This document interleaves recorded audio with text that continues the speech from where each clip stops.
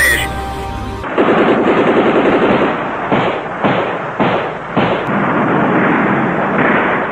শহীদ রাষ্ট্রপতি জিয়াউর রহমান বাংলাদেশের এক কৃতি সন্তান। এই মহান মুক্তিযোদ্ধা 1971-এর মুক্তিযুদ্ধে অসামান্য অবদান রেখেছেন। আমি নিজকে অত্যন্ত ভাগ্যবান মনে করি যে 71-এর মহান স্বাধীনতা যুদ্ধে আমি তার অধীনস্থ একজন সেনা কর্মকর্তা ছিলাম। রণাঙ্গনে খুব কাছে থেকে তাকে দেখেছি। 1971 সালের মার্চ মাসে ইস্ট বেঙ্গল রেজিমেন্টের প্রথম ব্যাটালিয়নে কর্মরত ছিলাম যশোর ক্যান্টনমেন্টে।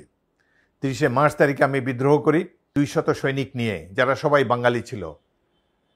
তাদেরকে নিয়ে ক্যান্টনমেন্ট থেকে বাইরে আসি। বের হয়েই জানতে পারি যে সারা দেশে মুক্তি সংগ্রাম শুরু হয়েছে, যার নেতৃত্ব দিয়েছেন মেজর জিয়াউর রহমান, এবং ইস্ট বেঙ্গল রেজিমেন্টের অন্যান্য ব্যাটালিয়নও বিদ্রোহ করেছে। বাংলাদেশ সেনাবাহিনীর প্রথম নিয়মিত ব্রিগেড জেড ফোর্স গঠিত হয়। এই জেড ফোর্সের অধিনায়ক ছিলেন মেজর জিয়াউর রহমান। তার নামের আদ্যক্ষর জেড দিয়ে এই বাহিনীর নামকরণ। এই বাহিনীতে অন্তর্ভুক্ত ছিল আমার ব্যাটালিয়ন, প্রথম ইস্ট বেঙ্গল, তৃতীয় ইস্ট বেঙ্গল এবং অষ্টম ইস্ট বেঙ্গল। বহু যুদ্ধে জেড ফোর্সের নেতৃত্ব দিয়েছেন মেজর জিয়াউর রহমান। জকিগঞ্জে গৌরীপুর নামক একটি স্থানে আমার ব্যাটালিয়ন প্রথম ইস্ট বেঙ্গল রক্ষণবুহে অবস্থান করছিল। খুব ভোরে পাক বাহিনীর 31 পাঞ্জাব ব্যাটালিয়ন আমাদের উপরে 2টি কোম্পানি নিয়ে আক্রমণ চালায়। প্রায় 6 ঘন্টা ব্যাপী এই যুদ্ধে পাক বাহিনীর 80 জন নিহত হয় এবং তাদের 26 জনকে আমরা জীবিত অবস্থায় বন্দী করি। এই ভয়াবহ যুদ্ধে আমাদের পক্ষে নেতৃত্ব দেন আমাদের কমান্ডার, সদ্য প্রমোশনপ্রাপ্ত লেফটেন্যান্ট কর্নেল জিয়াউর রহমান। এই যুদ্ধের এক পর্যায়ে জিয়াউর রহমান এবং আমি একই বাংকারে অবস্থান করছিলাম। আমার ট্রেঞ্চ থেকে 100 গজ পূর্ব দিকে ট্রেঞ্চে ছিল alpha company commander captain Mahbubur Rahman, দিনাজপুরের সন্তান। মাহবুবুর রহমান বেতার সেটের মাধ্যমে ভারতীয় গোলন্দাজ বাহিনীকে গোলা ফেলার জন্য নির্দেশ দেন। ক্যাপ্টেন মাহবুবের নির্দেশ মতো আক্রমণকারী পাঞ্জাবি সৈনিকদের উপর গোলাবর্ষণ করে এবং প্রথম গোলাতেই পাক বাহিনীর বেশ কয়েকজন হতাহত হয়। এটি দেখে মাহবুব আনন্দে চিৎকার করে ওঠে, ওয়েল ডান, অন টার্গেট, অর্থাৎ শত্রু ঘায়েল হয়েছে।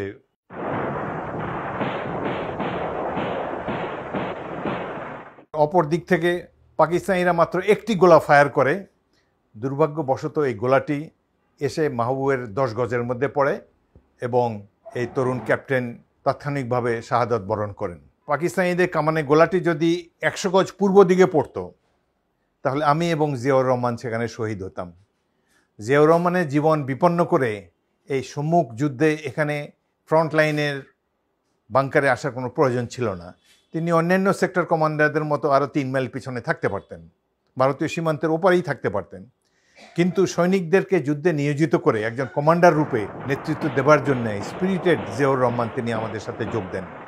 1971 সালে যুদ্ধের শেষ পর্যায়ে এই যে লং মার্চ, এটি আমাদের জীবনে অত্যন্ত স্মরণীয় ঘটনা। যেহেতু আমরা অপ্রচলিত পথে যাব, হাওর এবং কাদার মধ্যে দিয়ে আমাদেরকে সিলেটের পথে অগ্রসর হতে হবে। আমাদের এই 1300 সৈনিকের বাহিনী জিয়াউর রহমানের নেতৃত্বে আমরা ম্যাপের উপরে রুট স্থির করে সিলেটের দিকে অগ্রসর হতে থাকি। দিনের বেলা আমাদের উপরে বিমান আক্রমণ হতে পারে, এজন্য আমরা শুধুমাত্র রাত্রে চলাচল করতাম এই 1300 লোকের বাহিনী। দিনের বেলা জঙ্গলে লুকিয়ে থাকতাম এবং আমাদের কমান্ডার জিয়াউর রহমানের একটা মিলিটারি ম্যাপ ছিল 8 ফুট বাই 8 ফুট। তার একটা পলিথিনের কাভার ছিল।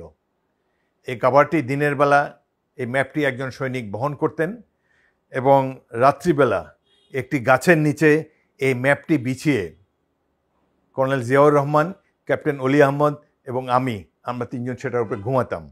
গাছের নিচে শুয়ে শুয়ে, একই বিছানায় শুয়ে শুয়ে নির্মস্বরে আমরা 3 জন অলাপ আলাপ করতাম। বিপদ সংকুল পথে শত্রুর গোলাগুলির মধ্যে দিয়ে এই যে আমাদের কিছু মত বিনিময়, এটি আমার জীবনের অত্যন্ত স্মরণীয় একটি ঘটনা। এবং বিশেষ করে 14 ডিসেম্বর তারিখে যে ভয়াবহ আক্রমণ আমার কোম্পানির উপরে করা হয়েছিল, সেটি আমার বেশ কয়েকজন সৈনিক শহীদ হয়েছে। পাকিস্তানিদেরকেও আমরা শহীদ করতে প্রায় 40 জন নিহত হয়েছে। এবং বিশেষ করে শেষ মুহূর্তে আমি যে fire support, aerial fire support, যে বিমান বাহিনী আক্রমণটা করতে পারার পরেই তারা নিস্তব্ধ হয়ে যায়। এখানে সফল নেতৃত্ব দিয়েছেন আমার কমান্ডার জিয়াউর রহমান। বাংলাদেশের সাধারণ মানুষের হৃদয়ে জিয়ার এই বীর মুক্তিযোদ্ধার ভাবমূর্তি চিরভাস্বর হয়ে থাকবে।